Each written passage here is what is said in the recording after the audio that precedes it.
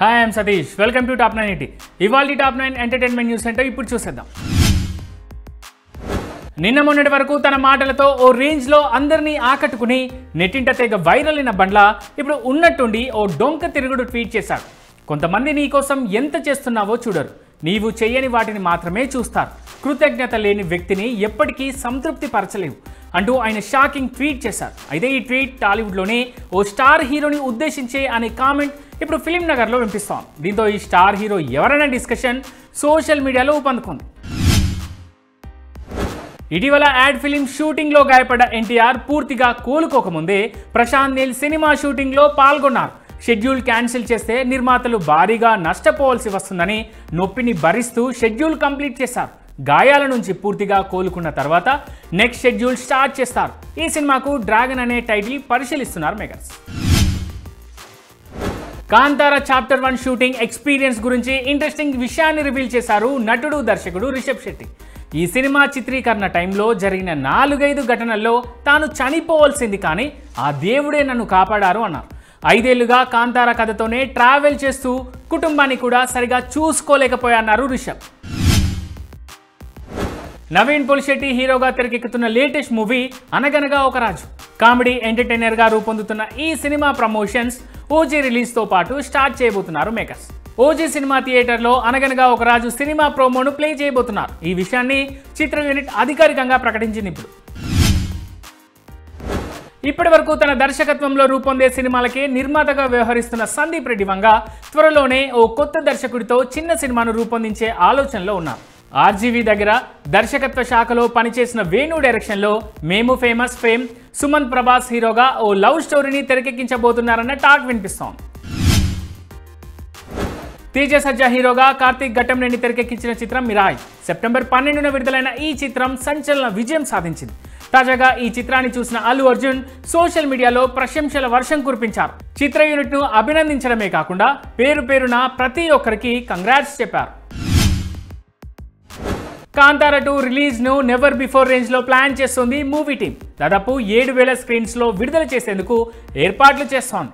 కన్నడ, తెలుగు, తమిళ్, హిందీ భాషలతో పాటు English, Spanish భాషల్లోనూ ఈ సినిమా విడుదల కానుంది. రిషబ్ శెట్టి స్వయంగా నటిస్తూ దర్శకత్వం వహించిన ఈ సినిమా అక్టోబర్ 2న ప్రేక్షకుల ముందుకు రానుంది. ఏఐ మాయా ఇప్పుడు సెలబ్రిటీలకు తలనొప్పిగా మారింది. స్టార్ సెలబ్రిటీలను డిఫరెంట్ అవతారాల్లో క్రియేట్ చేస్తూ ప్రేక్షకులను మాయలో పడిస్తోంది. దీంతో సదరు నటులు, సెలబ్రిటీలంతా మీడియా ముందుకు వచ్చి సంజాయిషి ఇచ్చుకోవాల్సిన పరిస్థితి. రీసెంట్గా సాయి పల్లవి విషయంలో ఇలాగే జరిగింది. కొంతమంది నెటిజన్లు ఏఐ సాయంతో బికినీలో ఆమె ఉన్నట్టు క్రియేట్ చేశారు. ఇక అక్షయ్ కుమార్ మహర్షి వాల్మీకి పాత్రలో నటిస్తున్నారంటూ ఫొటోస్తో సహా మరో ప్రచారం జరుగుతోంది సోషల్ మీడియాలో. అయితే దీనిపై ఆయన స్పందించారు.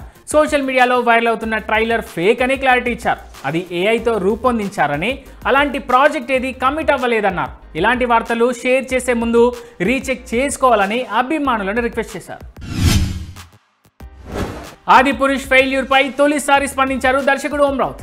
ఆ సినిమా మీద వచ్చిన విమర్శలు తనతో పాటు తన కుటుంబం మీద కూడా ఎంతో ప్రభావం చూపించాయన్నారు. ఆదిపురుష్ రిలీజ్ తర్వాత తాను కాన్ఫిడెన్స్ కోల్పోయా అన్నారు. తీవ్ర నిరాశకు లోనయ్యా అన్నారు. కానీ ఫ్యామిలీ, ఫ్రెండ్స్ వల్లే తిరిగి కోలుకోగలిగా అన్నారు. ప్రస్తుతం అబ్దుల్ కలాం బయోపిక్ రూపొందిస్తున్నారు ఓం రావుత్.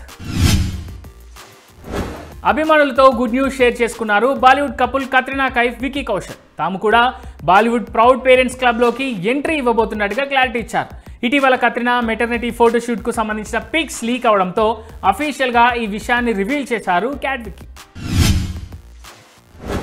మరోసారి వార్తల్లో నిలిచింది హేరా ఫేరీ మూవీ.